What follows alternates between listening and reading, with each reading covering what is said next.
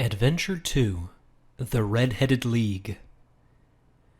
I had called upon my friend Mr. Sherlock Holmes one day in the autumn of last year, and found him deep in conversation with a very stout, florid-faced elderly gentleman with fiery red hair. With an apology for my intrusion, I was about to withdraw when Holmes pulled me abruptly into the room and closed the door behind me. "You could not have possibly come at a better time, my dear Watson," he said cordially. "I was afraid that you were engaged." "So I am, very much so." "Then I can wait in the next room." "Not at all. This gentleman, Mr. Wilson, has been my partner and helper in many of my most successful cases, and I have no doubt that he will be of the utmost use to me in yours also." The stout gentleman half rose from his chair and gave a bob of greeting, with a quick, little questioning glance from his small, fat encircled eyes. "Try the settee," said Holmes, relapsing into his armchair and putting his fingertips together, as was his custom when in judicial moods.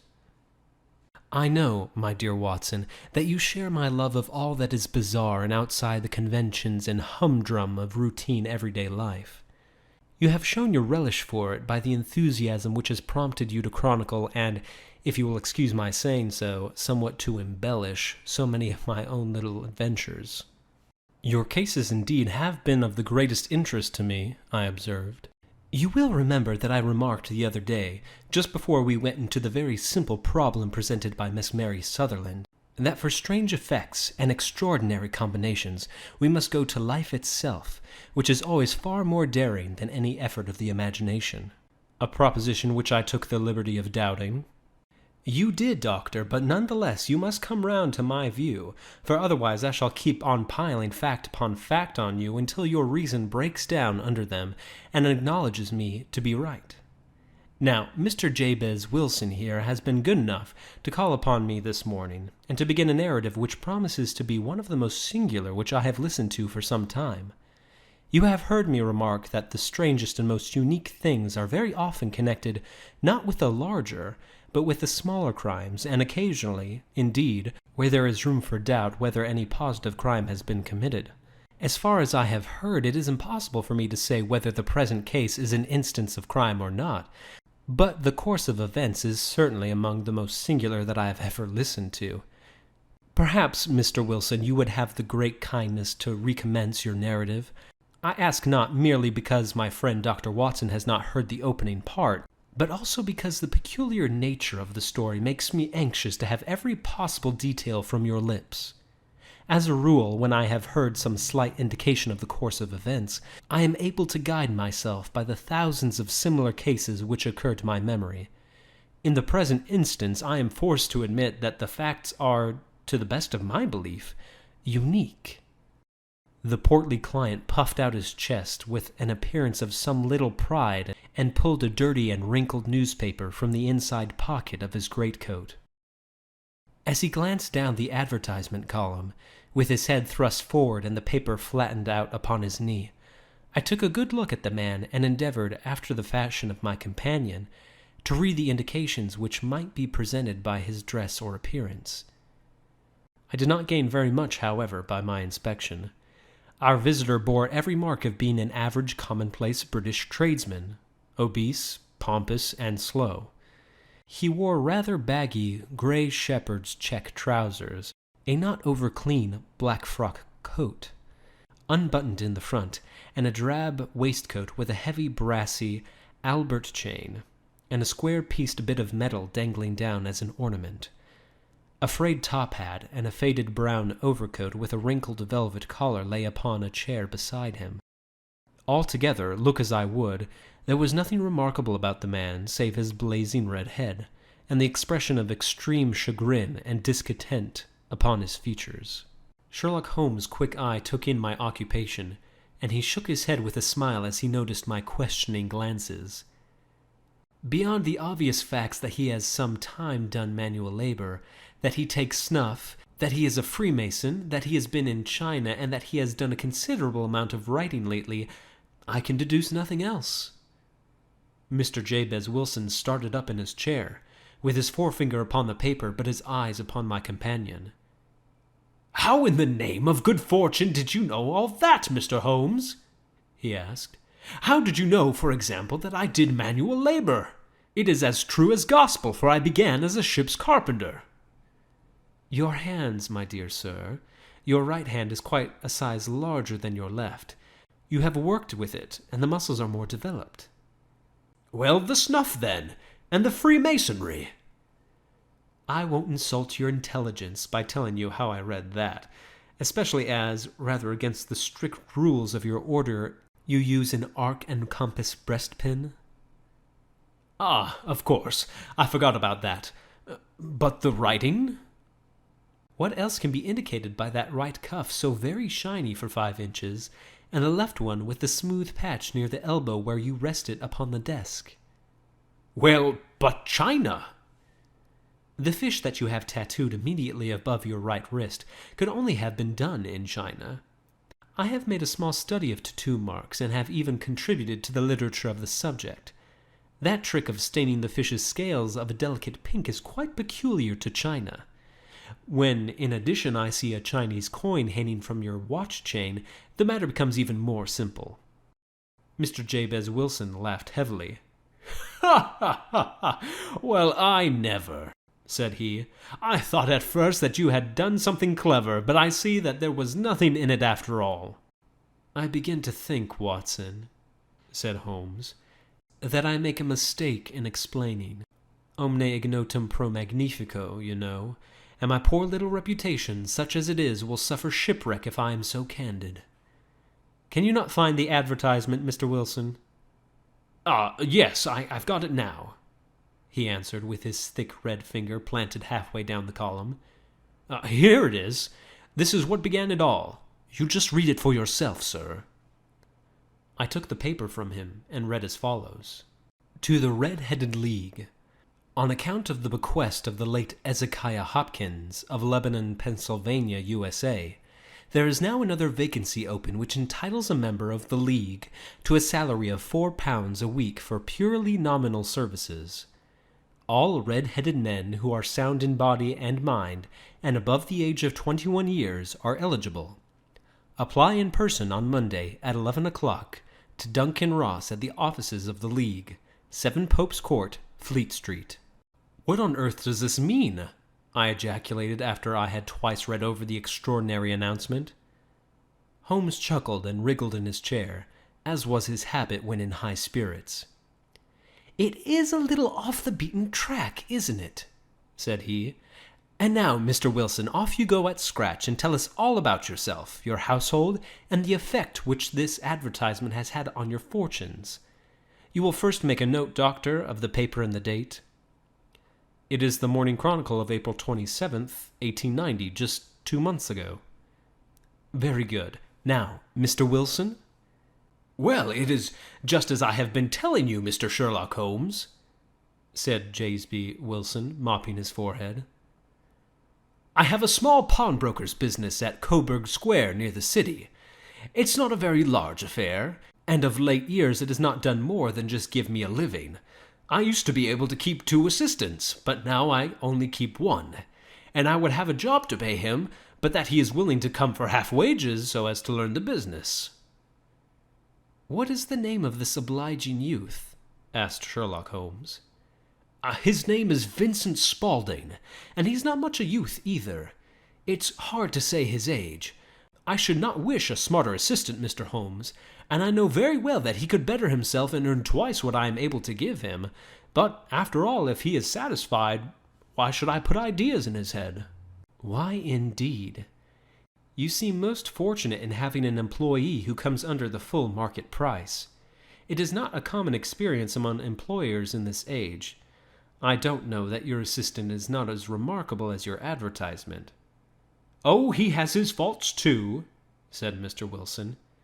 "Never was such a fellow for photography, snapping away with a camera when he ought to be improving his mind, and then driving down into the cellar like a rabbit into its hole to develop his pictures. That is his main fault, but on the whole he's a good worker. There's no vice in him." "He is still with you, I presume?" "Yes, sir. He and a girl of 14, who does a bit of simple cooking and keeps the place clean. That is all I have in the house, for I am a widower and never had a family. We live very quietly, sir, the three of us, and we keep a roof over our heads and pay our debts if we do nothing more. The first thing that put us out was that advertisement.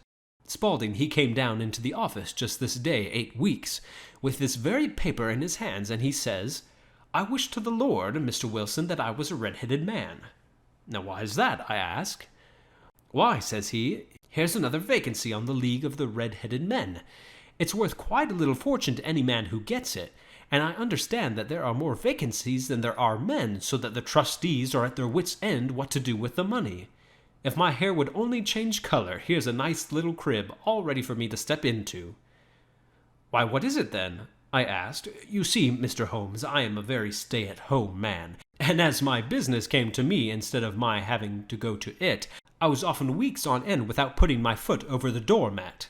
In that way, I didn't know much of what was going on outside, and I was always glad of a bit of news." "Have you never heard of the League of the Red-Headed Men?" he asked with his eyes open. "Never." "Why, I wonder at that, for you are eligible yourself for one of the vacancies." "And what are they worth?" I asked. "Oh, merely a couple hundred a year, but the work is slight, and it need not interfere with much of one's other occupations." Well, you can easily think that made me prick my ears, for the business has not been over good for some years, and a couple of hundred would have been very handy. "Tell me all about it," said I. "Well," said he, showing me the advertisement, "you can see for yourself that the League has a vacancy, and there is the address where you should apply for any particulars. As far as I can make out, the League was founded by an American millionaire, Ezekiah Hopkins, who was very peculiar in his ways. He was himself red-headed, and he had a great sympathy for all red-headed men. So, when he died, it was found that he had left his enormous fortune in the hands of trustees, with instructions to apply the interest to the providing of easy berths to men whose hair is of that color. From all I hear, it is splendid pay and very little to do." "But," said I, "there would be millions of red-headed men who would apply." "Not so many as you might think," he answered. "You see, it is really confined to Londoners and to grown men. This American had started from London when he was young, and he wanted to do the old town a good turn. Then again, I have heard it is no use your applying if your hair is light red, or dark red, or anything but real, bright, blazing, fiery red. And now, if you care to apply, Mr. Wilson, you would just walk in, but perhaps it would hardly be worth your while to put yourself out of the way for the sake of a few £100. Now, it is a fact, gentlemen, that as you see for yourselves, that my hair is of a very full and rich tint, so that it seemed to me that if there was to be any competition in the matter, I stood as good a chance as any man that I had ever met. Vincent Spaulding seemed to know so much about it that I thought he might prove useful, so I just ordered him to put up the shutters for the day and to come right away with me. He was very willing to have a holiday, so we shut up the business and started off for the address that was given us in the advertisement. I never hope to see such a sight as that again, Mr. Holmes. From north, south, east, and west, every man who had a shade of red in his hair had tramped into the city to answer the advertisement. Fleet Street was choked with red-headed folk, and Pope's Court looked like a coaster's orange barrow. I should not have thought there were so many in the whole country as were brought together by that single advertisement. Every shade of color there were: straw, lemon, orange, brick, Irish setter, liver, clay. But as Spaulding said, there were not many who had the real vivid flame-colored tint. When I saw how many were waiting, I would have given up in despair, but Spaulding would not hear of it. How he did it I could not imagine. But he pushed and pulled and butted until he got me through the crowd and right up the steps which led to the office. There was a double stream upon the stair, some going up in hope and some coming back dejected, but we wedged in as well as we would and soon found ourselves in the office. "Your experience has been a most entertaining one," remarked Holmes as his client paused and refreshed his memory with a huge pinch of snuff. "Pray continue your very interesting statement." There was nothing in the office but a couple of wooden chairs and a deal table, behind which sat a small man, with a head that was even redder than mine. He said a few words to each candidate as he came up, and then he always managed to find some fault in them which would disqualify them. Getting a vacancy did not seem to be such a very easy matter after all. However, when our turn came up, the little man was much more favorable to me than any of the others, and he closed the door as we entered so that we might have a private word with us. "This is Mr. Jabez Wilson," said my assistant, "and he is willing to fill a vacancy in the League." "And he is admirably suited for it," the other answered. "He has every requirement. I cannot recall when I have seen anything so fine." He took a step backward, cocked his head on one side, and gazed at my hair until I felt quite bashful. Then, suddenly, he plunged forward, wrung my hand, and congratulated me warmly on my success. "It would be injustice to hesitate," said he. "You will, however, I am sure, excuse me for taking an obvious precaution." With that, he seized my hair in both his hands and tugged until I yelled with pain. "There is water in your eyes," said he as he released me. "I perceive that all is as it should be. But we have to be careful, for we have twice been deceived by wigs and once by paint. I could tell you tales of cobbler's wax which would disgust you with human nature." He stepped over to the window and shouted through it at the top of his voice that the vacancy had been filled. A groan of disappointment came up from below, and the folk all trooped away in different directions until there was not a redhead to be seen except my own and that of the manager. "My name," said he, "is Mr. Duncan Ross, and I am myself one of the pensioners upon the fund left by our noble benefactor. Are you a married man, Mr. Wilson? Have you a family?" I answered that I had not. His face fell immediately. "Dear me," he said gravely, "that is very serious indeed. I am sorry to hear that. The fund was, of course, for the propagation and spread of all redheads as well as for their maintenance. It is exceedingly unfortunate that you should be a bachelor." My face lengthened at this, Mr. Holmes, for I thought that I was not to have the vacancy after all, but after thinking it over for a few minutes, he said that it would be all right. "In the case of another," said he, "the objection might be fatal, but we must stretch a point in favor of a man with such a head of hair as yours. When shall you be able to enter upon your new duties?" "Well, it is very awkward for me, for I have a business already," said I. "Oh, never mind about that, Mr. Wilson," said Vincent Spaulding. "I should be able to look after that for you." "What would the hours be?" I asked. 10 to 2. Now, a pawnbroker's business is mostly done in the evening, Mr. Holmes, especially Thursday and Friday evening, which is just before payday. So it would suit me very well to earn a little in the mornings. Besides, I knew that my assistant was a good man, and that he would see to anything that turned up. "That would suit me very well," said I. "And the pay?" "It is £4 a week." "And the work?"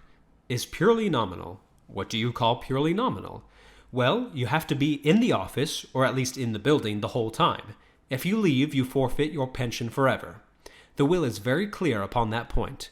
You don't comply with the conditions if you budge from the office during that time."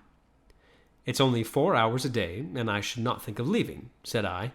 "No excuse will avail," said Mr. Duncan Ross. "Neither sickness, nor business, nor anything else. There you must stay, or you lose your billet." "And the work?" "Is to copy out the Encyclopedia Britannica, and there is the first volume of it in that press. You must find your own ink, pens, and blotting paper, but we provide this table and chair. Will you be ready tomorrow?" "Certainly," I answered. "Then goodbye, Mr. Jabez Wilson, and let me congratulate you once more on the important position which you have been fortunate enough to gain."